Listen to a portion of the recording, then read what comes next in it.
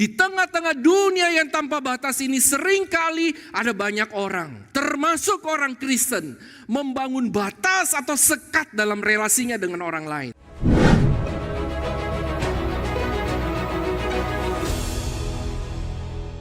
Shalom Bapak Ibu. Ya, gimana kabarnya? Kita bersyukur hari ini kita sudah memasuki minggu yang pertama di bulan kelima di tahun ini. Ya. Hari ini kita akan bersama-sama belajar satu tema, misi tanpa sekat. Ya, kalau bicara tentang misi, kita diingatkan salah satu misi gereja kita tahun ini adalah JBU, Jangkau Bina Utus. Misi berbicara tentang menjangkau. Kira-kira selama 5 bulan ini ada yang sudah menjangkau orang-orang baru atau orang-orang yang lama untuk kembali ke rumah Tuhan, untuk percaya kepada Tuhan. Nah, ini satu pertanyaan bagi setiap kita. Ya, mari kita sama-sama bergerak di dalam misi ini, menjangkau, membina, mengutus, menjangkau. Ya, nah Bapak Ibu yang dikasih oleh Tuhan, mendasari perenungan kita pada saat ini kita akan melihat di dalam 2 bagian firman Tuhan. Kita akan baca secara bergantian. Yang pertama di dalam Injil Matius pasal 15 ayat 21 sampai 24, kemudian dilanjutkan Markus pasal yang ke-7 ayat yang ke-24 sampai 30. Kita baca secara bergantian. Saya baca ayat 21, Bapak Ibu 22, seterusnya kita baca secara bergantian. Firman Tuhan berbunyi demikian. Lalu Yesus pergi dari situ dan menyingkir ke daerah Tirus dan Sidon.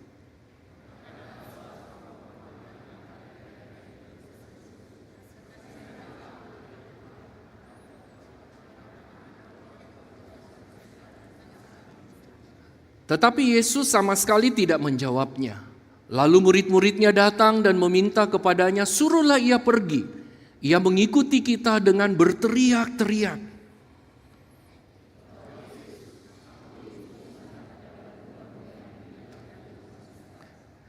Tetapi perempuan itu mendekat dan menyembah dia sambil berkata, Tuhan, tolonglah aku.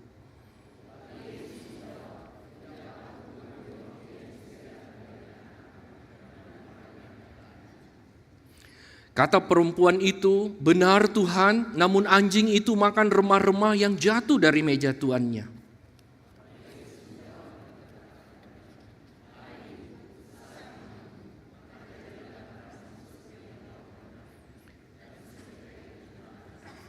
Bagian kedua kita akan lihat di dalam Markus pasal yang ke-7 ayat 24 sampai 30. Saya akan baca ayat 24, Bapak Ibu Saudara-saudari 25, seterusnya sampai ayat 30. Lalu Yesus berangkat dari situ dan pergi ke daerah Tirus. Ia masuk ke sebuah rumah dan tidak mau bahwa ada seorang yang mengetahuinya. Tetapi kedatangannya itu tidak dapat dirahasiakan.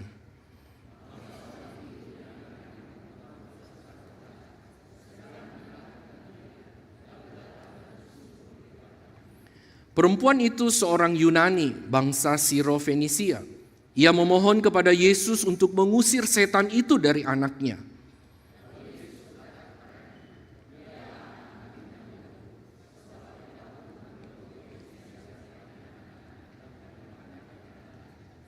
Tetapi perempuan itu menjawab, benar Tuhan, tetapi anjing yang di bawah meja juga makan remah-remah yang dijatuhkan anak. Ayat 29, silakan Bapak Ibu.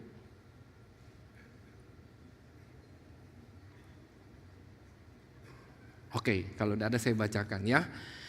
Maka kata Yesus kepada perempuan itu, karena kata-katamu itu pergilah sekarang sebab setan itu sudah keluar dari anakmu. Perempuan itu pulang ke rumahnya, lalu didapatinya anak itu berbaring di tempat tidur, sedang setan itu sudah keluar. Demikianlah pembacaan firman Tuhan. Berbahagialah kita yang membaca, merenungkan dan melakukan firman Tuhan dalam hidup kita setiap hari. Bapak Ibu yang saya kasih di dalam Tuhan, pernahkah kita merasa ada tembok-tembok yang memisahkan kita dengan orang lain? Nah, ini satu pertanyaan atau pertanyaan dari seorang sosiolog. Waktu dia mengamati kondisi di mana kita hidup pada hari ini, di tengah-tengah zaman yang begitu bertumbuh, berkembang. Bapak Ibu pernah enggak kita merasa ada tembok yang memisahkan kita dengan orang lain. Ya, kemudian sosiolog itu mengatakan tembok-tembok itu bisa berupa perbedaan suku, bahasa, status sosial, kenyamanan diri, bahkan juga prasangka yang mungkin selama ini kita yakini. Misalnya, kita selalu menaruh stereotip atau prasangka kepada seseorang, kalau dia tampilannya begini berarti orangnya begini. Kalau dia dari suku begini berarti orangnya begini. Kira-kira begitu Bapak Ibu menurut sosiolog ini. Dia katakan, pernah enggak kita merasa ada tembok yang memisahkan kita dengan orang lain? Sudah, kalau kita ngomong konteks kita pada hari ini, kita yang sedang beribadah di tempat ini, pernah enggak Bapak Ibu kita duduk tapi kiri kanan belakang kita kok rasa asing. Kita rasa kok kayak ada sekat-sekat atau tembok-tembok yang memisahkan kita. Pernah nggak Bapak Ibu? Kok nggak ada yang jawab? Pernah nggak? Saudara, menarik sekali. Saya pernah khotbah di satu tempat. Saya berjumpa dengan seorang ibu. Saya usahakan setiap kali saya datang khotbah di satu tempat sebisa mungkin saya datang lebih awal. Bagaimana supaya saya ngerti kira-kira kalau saya lihat-lihat kondisi orangnya gimana, gerejanya bagaimana, supaya itu kesiapan hati saya juga untuk ngomong di depan umum. Bapak Ibu, ternyata walaupun kita seringkali ngomong di depan umum, ngomong di depan banyak orang itu enggak gampang. Saya ingat sekali waktu saya sekolah dulu ya, kalau kita biasa ada pelajaran seni kita disuruh menyanyi di depan. Kita belajar di bawah, kita nyanyi, wah begitu penuh keyakinan diri. Tapi baru kita berdiri di depan, begitu berdiri di depan, lihat begitu banyak orang. Orang Jawa bilang kadang-kadang kita derdek. Kalau orang jumpa dia bilang apa? Dumba-dumba ya, atau neker ya. Nah Bapak Ibu, ya sadar atau tidak dikatakan di sini, dalam kehidupan kita sehari-hari seringkali tanpa sadar kita membangun tembok yang bisa memisahkan kita untuk membatasi kita dalam melakukan jangkauan kasih dan pelayanan kita. Saudara, kalau kita lihat kiri kanan kita duduk sama-sama di tempat ini, tapi seakan-akan ada sekat atau tembok yang membatasi kita untuk berelasi dengan dia. Ya, saya kembali kepada cerita tadi. Ibu itu ternyata sudah lebih dari 5 tahun, selama hampir 6 tahun dia datang ke gereja itu, belum pernah ada orang yang menyapa dia, betul-betul bicara dengan dia. Nah, makanya Bapak Ibu seringkali saya mengatakan banyak jemaat 5D. Datang, duduk, dengar doa, dadah. Ya biasanya Bapak Ibu saya akan tes beberapa jemaat, saya tanya dia, terus saya tanya yang di ujung itu siapa namanya. Saudara, ternyata di dalam gereja banyak orang tidak tahu siapa namanya. Betul nggak? Nah mungkin tadi ada banyak yang datang terlambat atau pas-pasan ya, atau gimana. Nah silakan sapa satu orang, silakan sapa satu orang di kiri, kanan, depan, belakang, silakan. Oke, thank you. Nah Bapak Ibu, ternyata di dalam hidup kita, juga di dalam gereja atau rumah Tuhan, seringkali kita datang, duduk bersama-sama, tetapi seringkali ada sekat-sekat yang memisahkan kita. Betul nggak Bapak Ibu? Bukan hanya itu Bapak Ibu. Kalau kita lihat dengan kemajuan teknologi, di dalam dunia digital pada hari ini, katanya orang relasi tanpa batas. Tidak ada sesuatu yang membatasi kita berelasi dengan orang lain.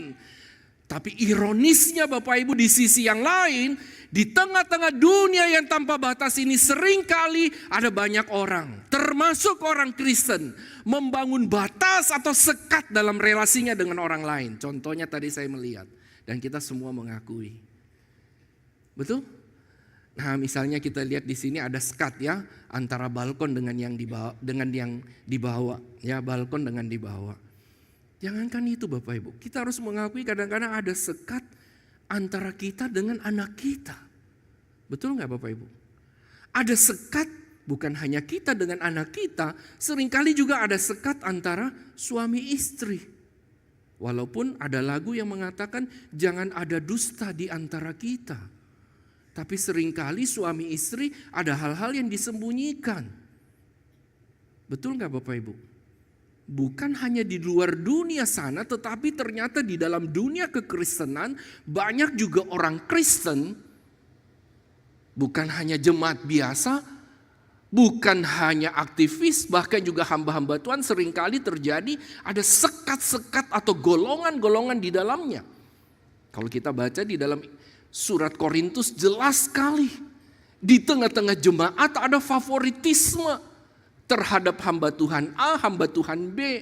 Padahal kita semua mengakui semua adalah milik Tuhan. Tapi seringkali di dalam realita kehidupan berjemaat kita ada favoritisme. Kita membangun sekat-sekat atau tembok-tembok yang memisahkan kita dengan orang lain. Nah Bapak Ibu, di tengah-tengah dunia yang seperti itu, bagian firman Tuhan yang tadi kita baca, beberapa penafsir sepakat bahwa kisah pertemuan Yesus dengan ibu Kanaan bukan sekedar narasi kuno. Ini adalah cerminan yang memantulkan realitas zaman kita pada hari ini. Walaupun berita ini sudah ribuan tahun yang lalu, tetapi dikatakan narasi atau cerita yang kuno ini, bukan kuno tetapi dikatakan memantulkan cerminan realitas zaman kita pada hari ini. Ya tadi apa itu? Bahwa di dalam kehidupan kita seringkali membangun sekat-sekat termasuk orang-orang Kristen. Mungkin juga banyak orang tidak percaya Tuhan di sekeliling kita karena kita berpikir sama dengan para murid pada waktu itu. Kita adalah umat yang dipilih Tuhan, tapi mereka bukan. Sehingga kita bilang dia tidak layak untuk dipertobatkan. Ya. Nah Bapak Ibu dikatakan ini memberikan panduan kepada kita, kisah ini panduan yang revolusioner tentang bagaimana seharusnya kita sebagai pengikut Kristus menjalankan misi Kristus. Apa itu misi Kristus? Yang secara sederhana sesuai tema kita, misi tanpa sekat. Misi tanpa sekat itu apa? Yaitu misi yang tidak dibatasi oleh zona nyaman, prasangka, atau tembok-tembok perbedaan yang kita bangun sendiri ataupun yang sudah diwariskan oleh dunia. Ya, misalnya orang Makassar itu kayak apa? Orang Batak kayak apa? Orang Bugis kayak apa? Saudara secara sadar atau enggak itu hal-hal yang diwariskan oleh dunia kepada kita di sekeliling kita sehingga kita menilai orang menurut apa kata dunia. Kira-kira begitu ya. Nah saat ini Bapak Ibu melalui bagian firman Tuhan yang kita baca, saya mengajak kita bersama-sama belajar bagaimana kita yang pertama mendemonstrasikan atau mengaplikasikan misi tanpa sekat. Dan yang kedua, kalau kita sudah mengerti prinsipnya, bagaimana caranya kita membangun dalam kehidupan kita misi tanpa sekat itu. Nah Bapak Ibu yang pertama kita akan belajar bagaimana kita mendemonstrasikan misi tanpa sekat. Yang pertama Bapak Ibu, untuk bisa melakukan misi tanpa sekat di dalam hidup kita, yang pertama kita perlu memahami kedalaman sekat yang ada atau perlu kita pahami. Kira-kira tembok-tembok apa yang sedang dibangun di tengah-tengah masyarakat di mana kita hidup pada hari ini. Nah, belajar dari bagian firman Tuhan ini kita mencoba mengamati secara singkat. Yang pertama kedalaman sekat pada zaman Tuhan Yesus. Kita lihat dari beberapa sisi. Yang pertama Bapak Ibu berbicara tentang sekat-sekat yang ada itu muncul karena adanya konteks geografis dan historis. Geografis ini berbicara tentang letak. Jadi letak Kanaan ini luar dari Israel. Ya. Sidon, Tirus tadi itu semua adalah di Kanaan. Nah, kemudian dari sisi historis ternyata Bapak Ibu kalau kita belajar bangsa Israel dengan bangsa-bangsa yang lain itu bermusuhan. Bahkan Bapak Ibu kalau kita pergi ke Israel, guide sering mengatakan begini, tour guide-nya. Jadi orang-orang Israel pada hari ini Bapak Ibu mereka tetap menyandang senjata. Kalau kita perhatikan Israel tidak terlalu besar, bahkan dikatakan kecil, sebagaimana firman Tuhan berkatakan Bethlehem kau yang terkecil, tapi semua mata seluruh dunia tertuju kepada sana. Ya, jadi ternyata kiri kanan depan belakang Israel itu adalah bangsa yang lain, dan perbatasan itu hanya perbatasan tidak dibatasi oleh, maksudnya hal-hal yang sulit dijangkau tapi gampang. Jadi sehingga di setiap perbatasan itu orang-orang Israel selalu pegang senjata, siap sedia karena musuh sewaktu-waktu menyerang mereka. Itu kondisinya, ada sekat-sekat yang memisahkan. Dan yang kedua, ternyata secara historis Israel dengan bangsa lain itu terus bermusuhan. Bukankah hari ini juga terjadi seperti itu? Nah, kita bisa pahami kondisinya. Yang kedua, dari sisi perspektif sosial, saudara kita ingat bahwa Israel dengan bangsa yang lain itu, Israel dianggap sebagai umat pilihan Allah, sosial dan agama. Ya, berbeda dari sisi sosial dan keagamaan. Dalam hal apa? Umat Israel menganggap diri mereka adalah orang yang diberkati, sedangkan bangsa yang lain tidak diberkati.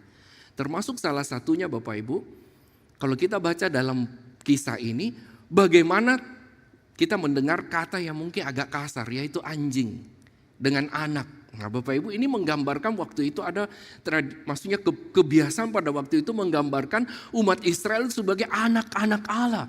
Tetapi bangsa yang lain itu dianggap kafir atau disamakan dengan anjing. Kira-kira begitu Bapak Ibu. Nah nanti kita akan, waktu kita baca kisah ini kita ngerti ya. Kemudian kita juga lihat reaksi para murid, merupakan reaksi orang pada waktu itu secara umum. Bahwa perempuan ini atau ibu Kanaan ini adalah orang luar, bukan orang dalam. Makanya dia bilang, suruh dia pergi. Ya, nah ketika di sini bagaimana para murid ini menganggap mereka istimewa, orang ini bukan orang kita. Bukan termasuk golongannya kita. Makanya apalagi Bapak Ibu, ya Yesus waktu itu dianggap sebagai seorang rabi yang luar biasa. Ini seorang Yunani, sudah Yunani, perempuan lagi. Sudah perempuan, berteriak-teriak lagi. Ya saudara bisa bayangkan, secara fisik tidak nyaman, secara berbagai hal itu tidak sepantasnya dia melakukan itu. Nah Bapak Ibu, dari sini kita belajar yang pertama dari konteks beberapa yang kita soroti ini adalah satu gambaran yang jelas tentang sekat-sekat yang ada pada zaman Tuhan Yesus. Yaitu sekat etnis, agama dan sosial. Nah saudara, sedikit implikasi bagi kita hari ini. Ya, next. Sedikit refleksi. Berbicara tentang sekat-sekat. Bapak Ibu, apakah kita cenderung berinteraksi hanya dengan orang-orang yang seiman, sesuku atau sependapat? Apakah kita memiliki prasangka terhadap kelompok tertentu? Jangan ngomong di luar gereja, tetapi di dalam gereja pun, kalau kita mau jujur seringkali sesama pelayan, kita punya prasangka terhadap orang-orang tertentu. Berdasarkan apa? Stereotip atau informasi yang tidak valid. Kata orang dia begitu. Kata orang dia begitu. Ya, sehingga seringkali di dalam komunitas kita sebagai anak-anak Tuhan pun seringkali kita membangun tembok-tembok itu. Kita seringkali ngomongin orang di belakang. Kita seringkali menaruh label kepada seseorang. Kita tidak lagi melihat wajah Kristus di wajahnya, tapi yang sering kita lihat label yang kita taruh kepada dia. Sehingga membuat kita seringkali, ya mungkin salah satunya Bapak Ibu, kenapa kita duduk di tempat ini tapi kita tidak pernah menyapa satu dengan yang lain. Ya, tembok-tembok itu bisa apa? Mungkin saya tidak nyaman ngomong sama dia. Mungkin saya tidak kenal sama dia. Mungkin umurnya lebih tinggi, lebih banyak, saya lebih muda. Nah seringkali anak muda menganggap orang tua itu kolot. Tapi orang tua seringkali menganggap anak-anak, ya ada juga anggapannya. Seringkali kita sebagai yang tua punya anggapan kepada yang muda punya anggapan kepada kita. Sehingga seringkali sadar atau tidak ada sekat-sekat yang menghalangi kita untuk berelasi dengan orang lain. Baru berelasi. Belum memberitakan Injil Bapak Ibu. Nah itu oke. Yang kedua, bagaimana caranya kita mendemonstrasikan misi tanpa sekat itu? Pertama, pahami sekat apa yang ada. Apa yang menghalangi kita berelasi dengan orang lain? Kira-kira faktor apa? Itu yang pertama. Dan yang di sisi yang lain kita diingatkan, sadarlah bahwa ada hal-hal yang menghalangi kita. Yang harus kita terobos. Ya. Terus yang kedua, kita lihat yaitu perlu memiliki keteguhan, ya, keteguhan iman di tengah penolakan. Nah, kita diingatkan bahwa waktu kita mau membangun relasi tanpa batas itu, tanpa sekat itu, kita diingatkan pasti ada halangan, ada tantangan yang kita hadapi. Saya tidak tahu Bapak Ibu waktu pertama kali pacaran, maksudnya pertama kali mau berkenalan dengan yang sekarang jadi istri atau suami kita, apakah langsung diterima? Saya yakin dan percaya tidak semua ya. Beberapa orang di dalam kelas pranikah saya tanya, waktu kamu nembak dia langsung diterima? Sebagian besar bilang tidak kok, sebagian besar tolak. Ya. Jadi waktu satu pribadi dengan pribadi lain akan memulai satu relasi, kadang-kadang kita bisa mengalami penolakan. Ada beberapa teman saya cerita, hamba Tuhan ya, walaupun di sekolah teologi juga bisa terjadi ya penolakan, tidak semua langsung diterima. Sama-sama hamba Tuhan, sama-sama. Tapi kita perlu memikirkan sebelum kita menerima. Nah Bapak Ibu, di dalam kita membangun misi tanpa sekat kepada sesama, kadang-kadang kita dikatakan bisa mengalami penolakan. Tapi oleh sebab itu diperlukan iman atau kepercayaan atau keyakinan yang teguh. Nah kita lihat dari kisah ini, bagaimana ibu Kanaan ini begitu teguh di dalam imannya. Saudara, mungkin waktu kita baca bagian ini kita berpikir, bagaimana mungkin ibu Kanaan ini bisa punya iman? Saudara, saya merenungkan hal ini, saya teringat di dalam Roma 10 ayat 17. Dikatakan iman itu muncul dari pendengaran akan firman Tuhan. Beberapa penafsir sepakat bahwa ibu Kanaan ini, kalau kita lihat juga sejarah pada masa lalu, kalau kita tahu bagaimana pertama umat Israel masuk ke dalam tanah Kanaan, orang-orang Kanaan ini ngerti dan pernah mendengar tentang Allah Israel yang luar biasa itu. Bahkan kalau kita baca beberapa bagian dari kitab Injil, kita tahu orang-orang Kanaan ini juga pernah mendengar tentang Kristus, termasuk ibu ini. Ya. Kalau tadi Roma 10:17, iman muncul dari pendengaran akan firman Tuhan. Iman daripada ibu ini muncul karena dia mendengar firman Tuhan. Dia mendengar bagaimana Kristus berkarya dan bekerja di tengah-tengah kehidupannya, baik kepada orang-orang Israel maupun orang-orang yang bukan Israel. Ya, jadi dia imannya muncul dari sana. Nah, kita lihat di sini bagaimana keteguhan iman ibu Kanaan di tengah penolakan. Terwujud di dalam inisiatif dan keberanian ibu ini. Ibu ini datang mengambil inisiatif untuk mendatangi Yesus, seorang pria Yahudi yang asing baginya. Beberapa penafsir sepakat bahwa tindakan ini merupakan satu tindakan yang keberanian yang luar biasa. Tadi saya katakan, Israel dengan Yunani bermusuhan, sudah tahu ini musuhnya. Itu yang pertama. Kedua, dia sebagai seorang perempuan. Dalam tradisi Yahudi, perempuan itu beda dengan laki-laki. Ya, di sini apalagi dia berteriak. Ya, tindakan ini menunjukkan keberanian yang luar biasa menentang norma sosial dan resiko penolakan. Bapak Ibu, tindakan yang berani dan inisiatif ini seharusnya juga mendorong kita waktu mau menjalankan misi tanpa sekat. Sebagaimana perumpamaan di dalam Injil Lukas pasal 15 tentang yang hilang itu. Kita perhatikan reaksi yang luar biasa. Gembala yang dombanya hilang satu. Ya, pada waktu ditemukan, dia bersukacita, dia dia harus memberitakan itu kepada orang lain. Seorang ibu ya yang kehilangan jarum pentul yang menurut tradisi pada waktu itu sesuatu yang sangat berharga. Begitu dia menemukan, dia harus memberitakannya. Kemudian perumpamaan yang ketiga diceritakan tentang anak yang hilang. Pada waktu anak yang hilang itu kembali, Bapak itu harus memberitakan sukacita itu. Nah Bapak Ibu, kiranya itu mendorong kita. Kita yang sudah mendapatkan berita anugerah, keselamatan di dalam Kristus merupakan berita yang paling heboh, paling besar.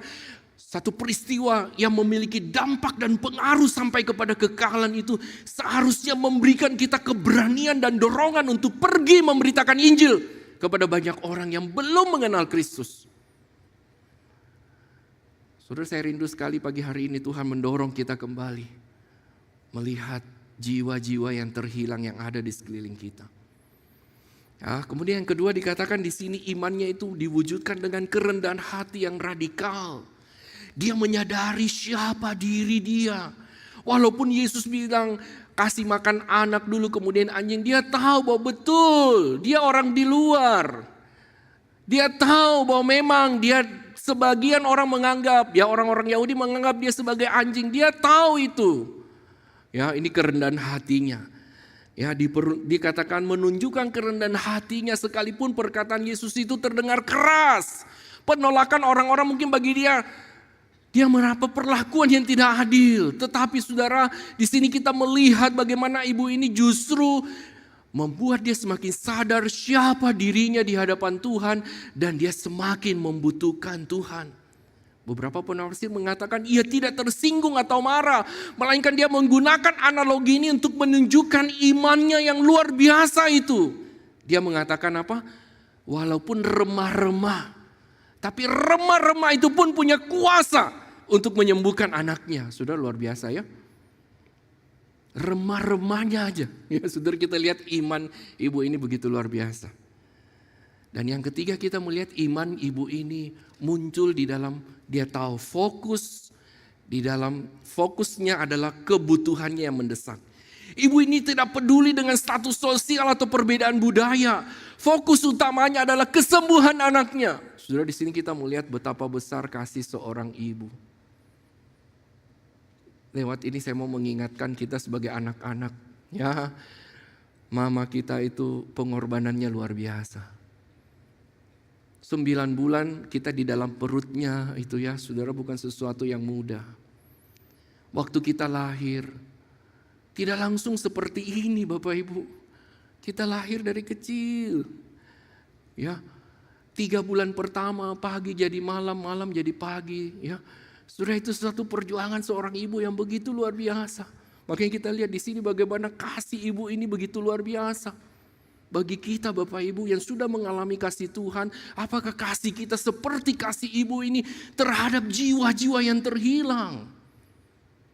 Berjalan menuju kepada kebinasaan, dan di antara mereka adalah orang-orang yang kita kenal, tapi bagaimana hati kita melihat mereka terus berjalan ke sana? Apakah hati kita digerakkan oleh Tuhan? Atau kita tinggal diam saja Bapak Ibu? Kita tidak buat apa-apa.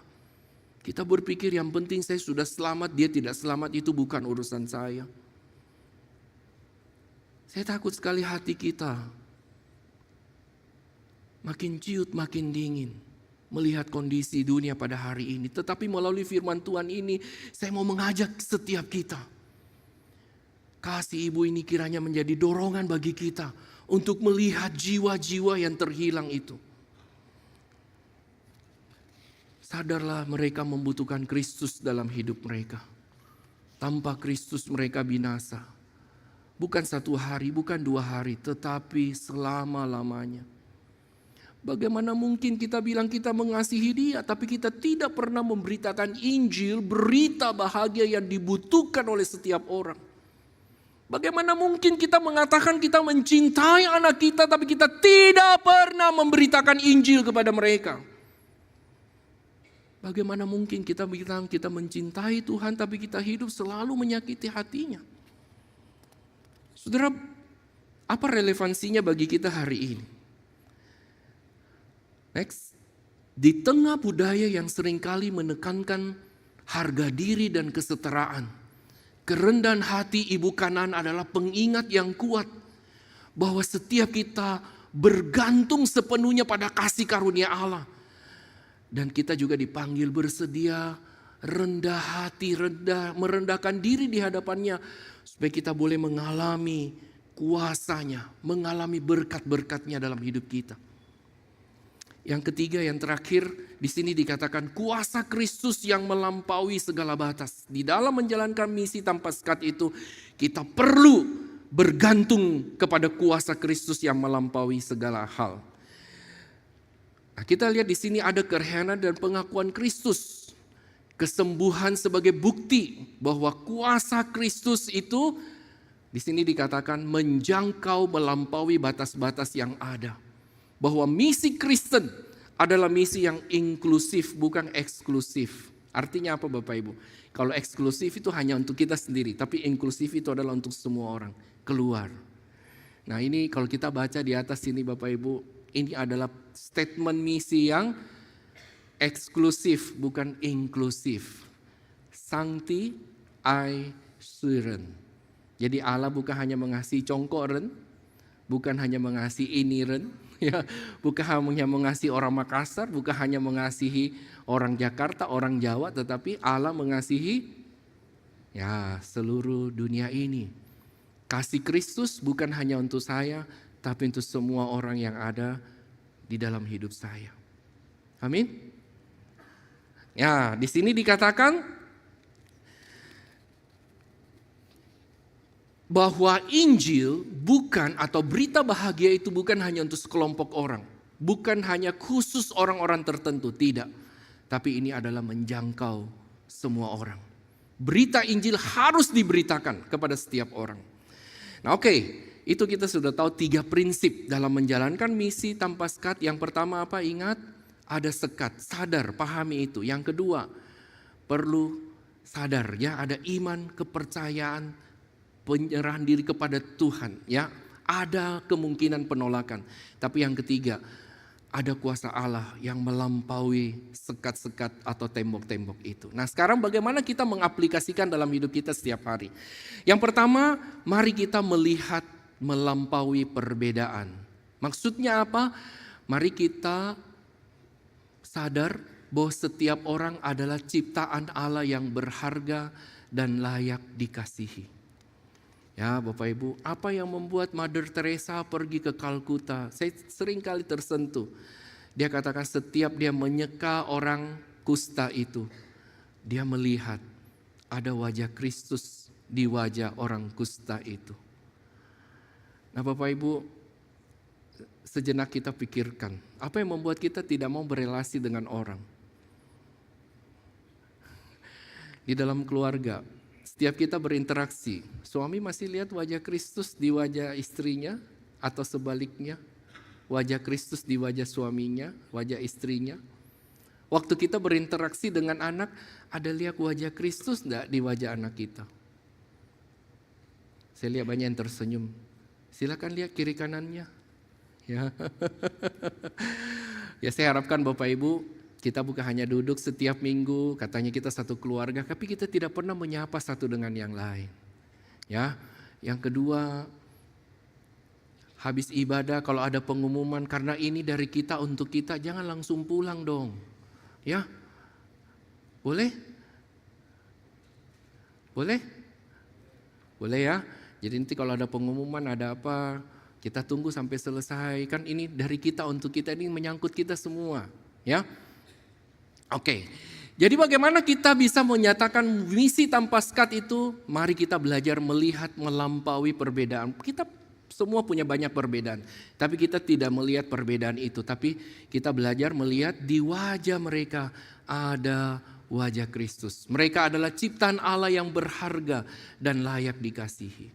Kita mohon Tuhan ampuni kita kalau selama ini kita sudah menaruh label atau stereotip kepada orang-orang tertentu. Menganggap dia tidak layak dikasihi, suami saya tidak layak dikasihi, istri saya tidak layak dikasihi, anak saya ini merepotkan, orang tua saya ini kuno dan sebagainya. Tapi mari kita belajar melihat, setiap orang di sekeliling kita adalah ciptaan Allah yang berharga dan layak dikasihi. Yang kedua, mari kita menghancurkan tembok prasangka. Bagaimana menghancurkan tembok? Kita perlu bangun jembatan. Dan cara membangun jembatan untuk bisa membangun jembatan dengan orang lain adalah kasih. Kasih adalah jembatan untuk menjangkau orang lain. Yang kedua, bagaimana di dalam keperbedaan kita bisa membangun jembatan? Ada saling pemahaman, saling menghargai, saling mengerti. Setiap kita unik di hadapan Tuhan. Setiap kita diciptakan istimewa. Mari kita menghargai keunikan, keistimewaan setiap orang. Walaupun kita berbeda, kita bisa bersatu melalui jembatan kasih dan pemahaman. Selanjutnya perlu ada melayani tanpa diskriminasi. Meneladani Kristus. Jangan membeda-bedakan orang. Ingat Ya, kalau kita lihat ada wajah Kristus di wajahnya, setiap kita ini sama. Ya.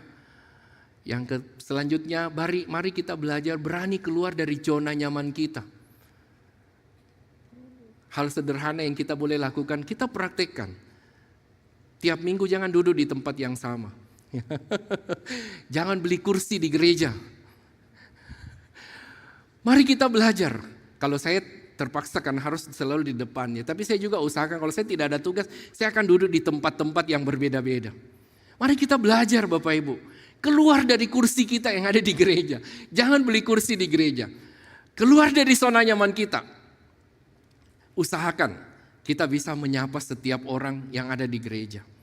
Makanya seringkali saya katakan sebelum meninggalkan ruangan ini minimal 10 orang. Maksudnya kita usahakan, betul-betul kita praktekkan.